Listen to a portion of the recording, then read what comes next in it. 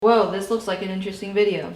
Yeah, 1930s newscast about the Salt March. That'll be perfect to help us with our project. Click on it.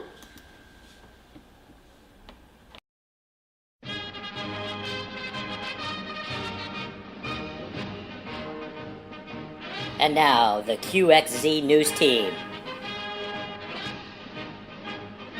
With Reginald Spaulding, Richard Richardson,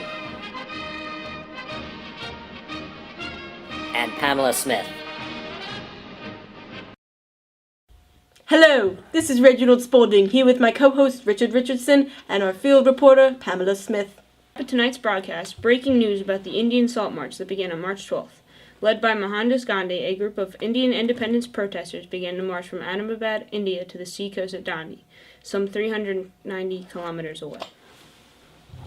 Gandhi and his followers began this momentous march as an act of peaceful civil disobedience against the British law which made it illegal for Indian citizens to produce their own salt from coastal seawater.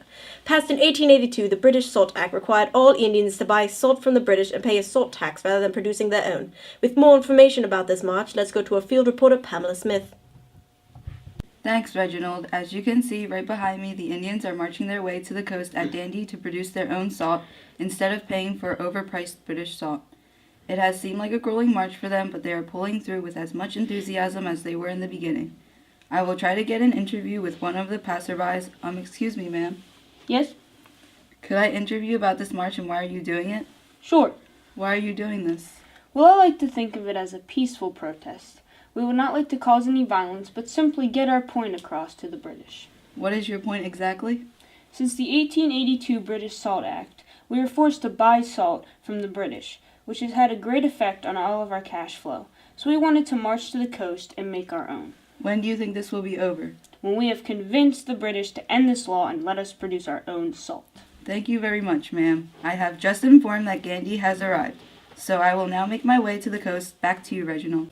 Wow, this is truly an exciting moment for everyone, folks. Instead of using harmful tactics and violence, much like what other countries would do, the Indians are simply protesting, which is what they call an act of peaceful civil disobedience. What is your take on it, Richard? Well, Reginald, I've never seen anything like this. So many people gathering together for something that may not seem important in any way. But if this many people are rallying together for it, it must be important. Great input, Richard. I'm getting a call from Pamela Smith, who has just arrived at the coast. Pamela, have you spotted Gandhi? Yes, I have, Reginald. Gandhi, do you have time for a quick interview? He seems busy at the moment. We'll try again later.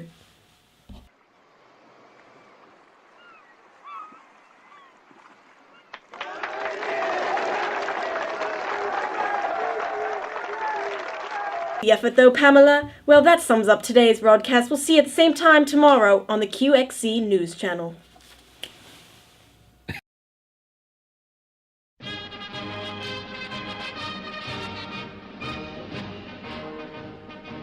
And now, the QXZ News Team.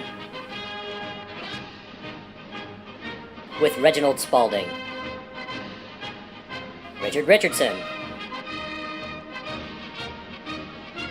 and Pamela Smith. Hello, this is Reginald Spaulding here with my co-host Richard Richardson and our lovely as ever field reporter Pamela Smith. More information about Mohandas Gandhi's Salt March has arisen. On May 5th, British authorities decided they could no longer stand by while Gandhi and his gatherers broke the law. Wait, hold on. I'm getting a call from Pamela. Pamela, what is it? Sorry to interrupt, Reginald, but we are right in the midst of beating by a British officer. This peaceful protest that was not supposed to include any violence has now turned into a deadly thrashing. It also seems as though they are arresting thousands of other protesters too. Though millions of people showed up for the Salt March, a handful of them must have left because there seems to be only about 80,000 people here.